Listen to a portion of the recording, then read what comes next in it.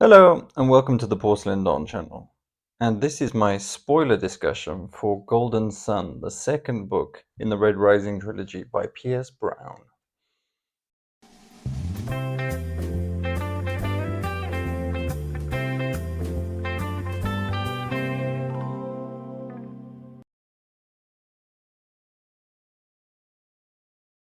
Hello! And as I said, this is my spoiler discussion for Golden Sun. So if you haven't read the book, please tune out now. There's several things in the book that are good if they're not spoiled, if they come as a shock, and I'm going to be talking about them here, so I prefer not to spoil it for you so you can enjoy it for yourself, and then by all means come back and listen to my review, or go and read my regular spoiler-free review to give you a taste of what's going on, to see if you'll like it. Anyway, you've been warned. So here is the spoiler review. It starts off in the Institute. It's a couple of years after the events of the first book. Darrow joined the Augustus family, the Mars of Mars, which was a surprise at the end of the first book. And he's in a sort of, as I said, an institute where they're teaching them space combat and tactics and things like that, teaching them how to be leaders. And this part is not, it's kind of standard space book fare. Darrow gets peed on, typical student stuff. And this book doesn't really start like, this is not bad, but it's, it's fine, it's whatever. And then, but the book really starts to take off around, I'd say probably a third in, something like that, when anyone who's read this book will know that Darrow finds out some bad news about his wife from the Sons of Ares, the fact that she was pregnant, whether she was pregnant or not, or whether they're trying to manipulate him, but they tell him she was pregnant, they provide video evidence, and this sends him on a sort of depressive, vengeful spiral. And this leads to the part where he goes to there's this big dinner with all the golds, all these fancy people, and Darrow is manipulated into blowing it up. And just as he's about to blow it up, he decides not to. He gets into a duel he gets provoked into a duel, and he decides to duel his old friend Cassius. And this is what I talked about in my original view. This is where we're in Darrow's mind, but we don't know everything that Darrow knows. It's because they go to fight, and Cassius has been trained by the greatest duelist in the galaxy, Lono Arcos, and surprise, Darrow has been trained longer or better by the same Lono Arcos, and he destroys Cassius, beats him very, very easily. And yeah, it's a huge shock. Because you were worried. You thought, first of all, Darrow's going to blow himself up, so that's sad. And then you think, oh no, he's not going to blow himself up. Oh, he's going to duel somebody who's infinitely better than him at dueling, so he's going to die that way, out of the frying pan into the fire. So you kind of feel bad about it. But then this sort of, I've mentioned it several times, unreliable narrator thing where, yes, we're seeing it through Darrow's point of view. Darrow's explaining it to us. Darrow's narrating. We're inside his head. We read his thoughts. And yet, the fact that he's been trained and he's a master duelist now didn't pop into his mind once, or essentially this is a cheap trick. This is something that the author uses to blindside the audience. And now, before any of you jump down my throat or get the wrong idea about what I'm saying, it's a cheap trick. It didn't mean I didn't love it. When I read it, I was bamboozled. I was blown away. Wow, that was amazing. It was impactful. It really gets you in the gut. It really takes you on this emotional roller coaster. Will he, won't he, will he, won't he, etc. I really enjoyed it. I understand why you used it. It got the desired effect from me. But yes, in hindsight, I do think it's a cheap trick. But I don't think it lessens its necessity or lessens its impact or lessens its validity. I think the author knew exactly what he was doing, and it did what it said on the tin. And it was, I mean, it was great. It felt great, but it is a bit uh, not narrative breaking, but it does. You can only play so many tricks like that on the audience before it doesn't work anymore, and they're discredited with the viewpoint that they're using. Anyway, that they're seeing. Sorry, but this one very impactful, blindsided me and blew me away, and it was great. And then the whole from there, which yeah, like I said, is like 30% in, it just goes up like a rocket ship. You know, you get the duel, you get the aftermath, you get the escape you get the escape, and then you get uh, all the uh, all the repercussions. You get, Aja with Quinn. That sort of a little bit. You get the part on the ship with the Jackal and Quinn, and then you get two guys, Severo and Darrow, shot like torpedoes at a spaceship, and then they conquer the whole spaceship, which was really excellent. And then you meet Ragnar, the Stained, the Obsidian, the first Obsidian we meet, and he's super impressive, super impactful. As soon as he's on the page, his words, his voice is all bold, and so you feel, oh, he's got a deep voice. He's something different. He's primordial almost. So that was really enjoyable. Ragnar's such a great character, has such an enjoyable character. And then they take the ship, and then uh, they go back, and you find out that uh, they're gonna rebel against Luna. No, yeah, they're gonna rebel against Luna because she wanted to have them killed. That comes out through this little like tense discussion scene with oh, Octavio Lune, I think her name is. Anyway, the Sovereign.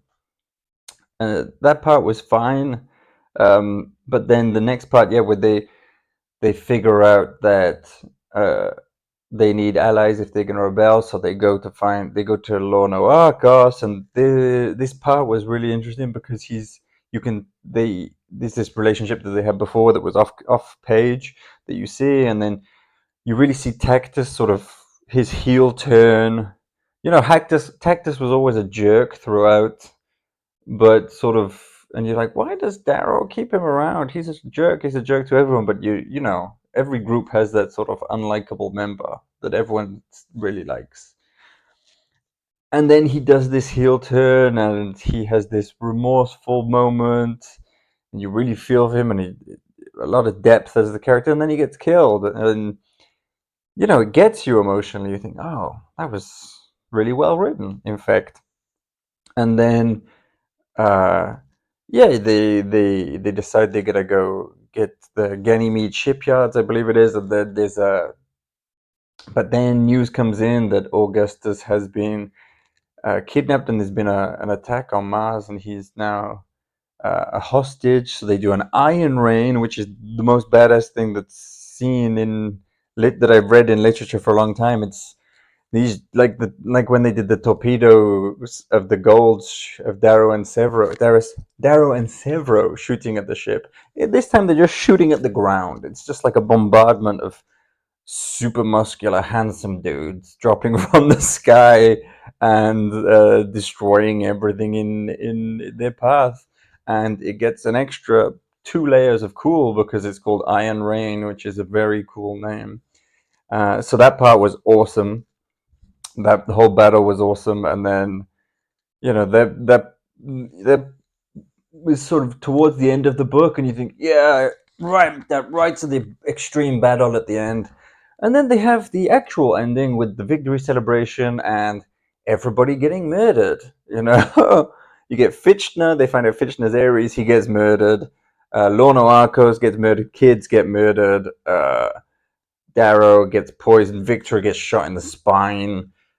Basically, it's brutal. It comes out of nowhere. Again, it blindsides you, and I was almost breathless because it comes right when it should just be a victory parade, like at the end of Star Wars, the A New Hope, you know, that sort of where they're getting medals and everyone's handsome and going ooh, ooh, ooh in their clean clothes. It was meant to be that, but it wasn't that. It was really, really violent and dark and surprising. And uh, I loved it. I was so blown away. It was not what I was expecting. Like always in these books by P.S. Brown, I was blown away. So now that we've quickly gone through the spoiler points of the story that I wanted to talk about, there's certain things that I want to touch on. Like the character work in this one is significantly better than in the first one. Now, it's not a huge point of the book because the book is not structured or written in a way where you need to go or you're meant to go in depth, because that's just going to mess with the story, because the story is key in this type of book. It's very quick, it's very dramatic, it's very impactful. So you have a little bit of character development, but not, you don't get weighed down by character development. But either way, the way Victra, the way Mustang, the way Severo, the way Tactus, the way they handled in this book, it really does the author credit, and it really gives them a bit more uh, depth and well-roundedness that they didn't have as much in the first one. Um, yeah, this book, the pacing is off the charts, the action is great, and